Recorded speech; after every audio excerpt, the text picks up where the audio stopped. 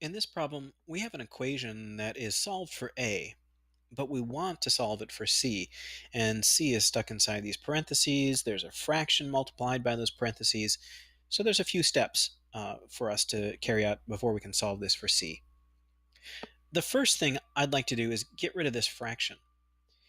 We have the fraction 7/8. If we multiply this side by that reciprocal of the fraction, 8/7, then the 7's would cancel, the 8's would cancel, and we'd just get parentheses b minus c. Of course, we'd have to do the same thing over here to keep it balanced, so multiply that by 8/7. So let me just rewrite that. Actually, I'm going to make this a little bit bigger. So 8/7 times a equals b minus c, and I'll drop the parentheses since there's nothing else we need to do with those. So multiplying by the reciprocal to get rid of the fraction was the first step.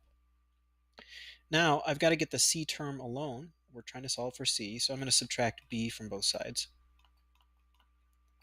So that gives us 8/7 a minus b equals negative c. And this is not quite done. We've solved for negative c, but we haven't solved for c. But we can just multiply both sides by a -1, and that will flip all the signs. So we would get a negative 8/7 a positive b, and a positive c, which is what we wanted to solve for. So c equals negative 8/7 a plus b.